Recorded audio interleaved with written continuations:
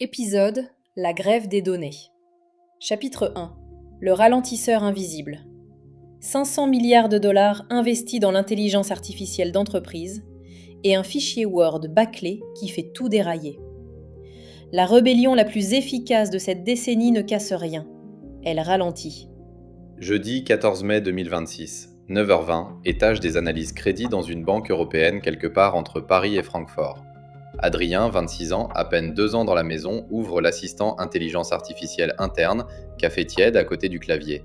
Un outil que sa banque a déployé 6 mois plus tôt, calibré sur leur propre note de risque client. Il tape un prompt, vague, presque mal formulé. Volontairement. L'écran lui répond en quelques secondes avec une note grise, sans tranchant, qu'un junior un peu fatigué aurait pu pondre 20 ans plus tôt. Adrien la transmet quand même à sa chef. Elle la relie en diagonale et s'en servira l'après-midi pour défendre, en comité de direction, l'efficacité du déploiement intelligence artificielle. Personne ne remarque que la note est faible. Elle entre quand même dans le corpus d'affinage du modèle interne et elle l'abîme, discrètement, à chaque clic comme celui-là. Adrien n'est pas une exception. Selon l'étude conduite en avril 2026 par Reuters et Workplace Intelligence sur 2400 répondants, 29% des salariés en entreprise admettent saboter activement la stratégie intelligence artificielle de leur employeur. Chez les moins de 30 ans, le chiffre monte à 44%, près d'1 sur 2. Et voici le détail qui retourne tout. 80% de ces mêmes moins de 30 ans déclarent faire plus confiance à l'intelligence artificielle qu'à leur propre manager. Ils sabotent un outil auquel ils croient. Ce que ces chiffres décrivent n'est ni une panique générationnelle, ni un problème de conduite du changement. C'est la première forme adulte de lutte des classes adaptée à l'économie de la donnée d'entraînement, et personne n'ose encore la lire comme telle. La cible n'est pas la machine, mais l'usage qu'on en fait au-dessus de leur tête. À première vue, le paradoxe se range vite dans la résistance au changement ou la peur du remplacement. La réalité est plus dure. Le pacte de coopération entre un salarié et son employeur s'est rompu proprement, pile au moment où la productivité explose. Pour comprendre pourquoi, il faut regarder ce que personne ne regarde, la mécanique économique cachée derrière le déploiement intelligence artificielle. Chapitre 2 Qui paye, qui capte. Au cœur de l'intelligence artificielle d'entreprise, une boucle d'apprentissage qu'aucun contrat de travail ne décrit, et qui change la nature même du rapport salarial. Revenons un instant sur Adrien. À 9h20, quand il tape son prompt mot, il fait beaucoup plus que produire une note de risque médiocre. Pour comprendre quoi, il faut entrer dans la boucle d'apprentissage cachée du déploiement intelligence artificielle. Un salarié utilise un outil intelligence artificielle interne. Il écrit ses prompts, valide ou corrige les sorties, signale ce qui dérape. Toute cette interaction part en télémétrie, soit chez le fournisseur du modèle, soit chez l'équipe interne qui pilote le déploiement. Chaque échange nourrit la couche d'affinage. 6 mois plus tard, le modèle est plus précis. Au bout d'1 an, il commence à remplacer une partie des tâches qu'on faisait avant à la main. L'employé qui prompte aujourd'hui finance, à son insu, l'outil qui réduira son équipe demain. La donnée qu'il produit est l'intrant stratégique du modèle. Sa contribution reste invisible et non rémunérée, concentrée dans le bilan du capital de l'entreprise plutôt que dans sa fiche de paie. C'est là que se trouve la singularité économique du moment. Dans le taylorisme classique, l'ouvrier contribuait à la productivité de l'usine par ses gestes, mais l'usine ne s'améliorait pas toute seule à partir de ses erreurs. Aujourd'hui, l'employé contribue à la productivité et à l'apprentissage du capital qu'il observe en même temps. C'est un travail double, payé en simple. Et c'est ce travail double qu'Adrien refuse, silencieusement, en tapant un prompt bâclé exprès.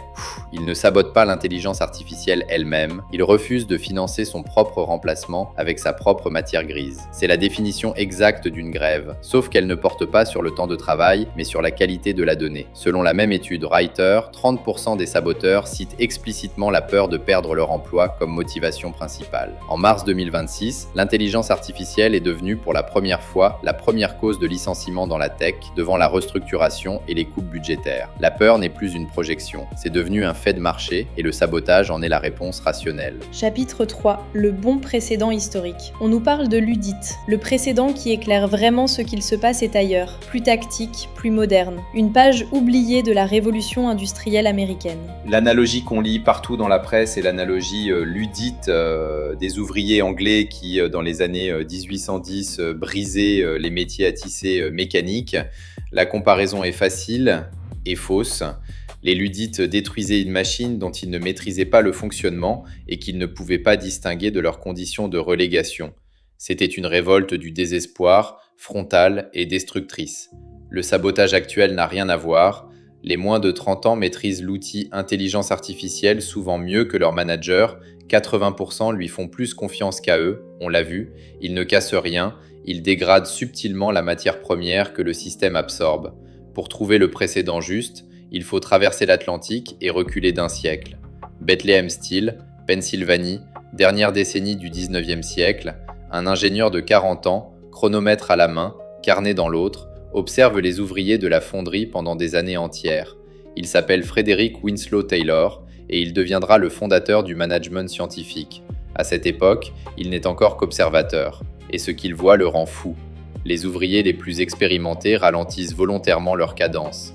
Par stratégie, jamais par paresse.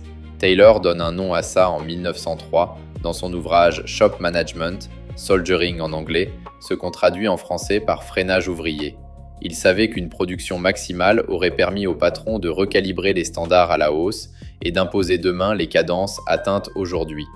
Le freinage protégeait leur autonomie face au chronomètre et derrière cela, leur valeur même sur le marché du travail. C'était une grève silencieuse, sans drapeau ni tract. Le sabotage de l'intelligence artificielle en 2026 fonctionne exactement sur ce schéma. En dehors de toute organisation officielle, 44% d'une génération coordonne le même geste de retenue. C'est statistiquement impossible que ce soit accidentel. Ce qui se passe est culturel et économique. Le pacte de coopération entre les salariés et les outils de productivité de leur employeur s'est défait sur ce point précis parce que les bénéfices de la productivité ne sont plus partagés. Un siècle plus tôt, dans une fonderie de Pennsylvanie, un ouvrier freinait sa cadence pour protéger son salaire futur. Aujourd'hui, dans une banque européenne, Adrien freine son prompt pour protéger son emploi à 18 mois. Un siècle de distance industrielle et exactement la même logique stratégique. Chapitre 4. Le risque caché du CAPEX intelligence artificielle. Pour un dirigeant lucide, le sabotage n'est pas une affaire de culture. C'est une variable cachée du retour sur capital investi. Imaginez maintenant le directeur financier d'un grand groupe industriel, fin avril 2026. Il a signé 3 mois plus tôt un CAPEX à 8 chiffres sur le déploiement intelligence artificielle, amorti sur 4 ans. La première synthèse de productivité vient de tomber sur son bureau. Les chiffres sont en dessous des projections. Pas dramatiquement, mais clairement et de manière qu'aucun des indicateurs habituels n'est clair. Ce directeur financier-là n'est probablement pas seul à vivre l'épisode en silence. Sortons de la lecture sociale pour entrer dans la lecture financière, parce que c'est là que le sujet devient impossible à ignorer pour un comité de direction.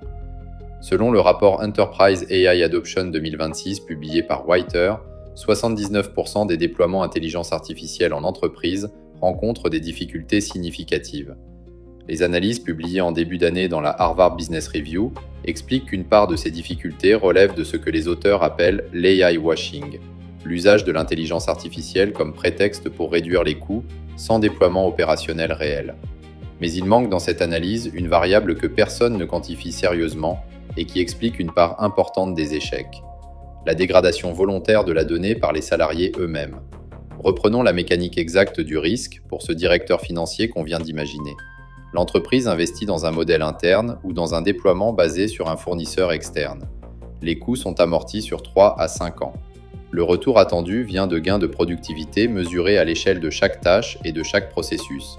Si 44% des moins de 30 ans nourrissent ce modèle de données volontairement dégradé, le modèle apprend du bruit. Sa précision plafonne. La dépendance aux fournisseurs externes s'aggrave en miroir, parce qu'on lui demande de compenser ce que la donnée interne ne fournit plus. Le coût d'inférence monte, la marge nette du projet fond. Le résultat n'est pas un coût ponctuel, mais une dérive structurelle du retour sur capital investi. À ce jour, aucune étude publique n'a chiffré cette dérive précisément. La raison est simple. Les entreprises qui en souffrent n'ont pas intérêt à publier le diagnostic, et celles qui le font, comme l'enquête de Reuters, le présentent comme un problème de conduite du changement. Pour un dirigeant lucide, c'est précisément l'angle mort qu'il faut combler. Le sabotage n'est pas une nuisance des ressources humaines. C'est une variable directe de la qualité de l'intrant cognitif que reçoit le modèle. Or, cet intrant détermine la valeur d'usage finale. La chaîne est courte et elle est financière. 60% des dirigeants disent envisager de licencier les salariés qui refusent d'adopter l'intelligence artificielle. C'est une réaction défensive compréhensible qui rate le mécanisme et s'attaque aux symptômes. mais elle alimente exactement la peur qui produit le sabotage, lequel dégrade encore la donnée et justifie en cascade d'autres licenciements défensifs. Le cercle est parfaitement vicieux et il s'auto-alimente. Chapitre 5. Ce qui éteint le sabotage. Aucune formation supplémentaire ne suffira. Le levier est plus structurel et les directions financières n'ont pas l'habitude de l'écrire dans leurs notes. Si la lecture qu'on vient de poser est juste, et tout indique qu'elle l'est, alors la solution standard ne marche pas. Former plus les moins de 30 ans, c'est leur apprendre à mieux saboter. Quant à mieux communiquer sur le déploiement intelligence artificielle, ça revient à leur donner des arguments plus fins pour pousser leur résistance silencieuse. Aucune politique de conduite du changement ne traite la cause. La cause est ailleurs, elle est dans la captation de la valeur. Aussi longtemps que le salarié finance par sa donnée un outil qui appartiendra à son employeur et dont les gains de productivité reviendront aux actionnaires sans aucun mécanisme de redistribution, le sabotage reste rationnel. C'est une question de contrat, pas de culture. Quelques entreprises commencent à tester d'autres approches, pas par générosité, par calcul, parce qu'elles ont identifié le risque sur leur retour sur capital. Les expérimentations restent confidentielles et embryonnaires, mais on en distingue déjà le contour général. Faire entrer les salariés dans la formule de captation du gain. Concrètement, cela veut dire indexer une part de leur rémunération sur la productivité intelligence artificielle réellement mesurée, ou contractualiser une protection d'emploi pendant la phase d'apprentissage du modèle. Imaginez maintenant la même scène qu'au tout début de cet épisode. 9h20, le même étage des analyses crédit, Adrien encore devant son écran. À ceci près que cette fois, son bonus annuel est indexé sur les gains de productivité réellement obtenus par l'équipe grâce au déploiement. Soigner son prompt, c'est faire monter sa rémunération en fin d'année. Et l'effort qu'il met à affiner une note de risque devient un acte d'intérêt convergent plutôt qu'un service rendu gratuitement à ses actionnaires. Le geste change, la donnée injectée dans le modèle change avec lui. Ces dispositifs sont rares et expérimentaux, politiquement délicats à présenter en comité de direction. Les actionnaires n'aiment pas qu'on redistribue un gain en cours de génération, mais l'arithmétique du sabotage finit par les y forcer. Le vrai signal envoyé par les moins de 30 ans n'est pas qu'ils ont peur de l'intelligence artificielle, mais qu'ils ont parfaitement compris l'asymétrie de l'échange et qu'ils refusent silencieusement de la subventionner avec leur cerveau. Pour un dirigeant qui veut un déploiement intelligence artificielle qui marche, la question utile n'est plus comment convaincre les salariés d'adopter l'outil, elle est ailleurs. Comment recomposer le contrat de travail à l'ère de la donnée d'entraînement? Tant que ce contrat reste celui d'avant, temps de travail contre salaire, le sabotage est un investissement rationnel pour les salariés. Et tant qu'il est rationnel, il est durable. Vous écoutiez La Grève des données. Merci d'avoir écouté jusqu'au bout. Si cet épisode vous a parlé, partagez-le.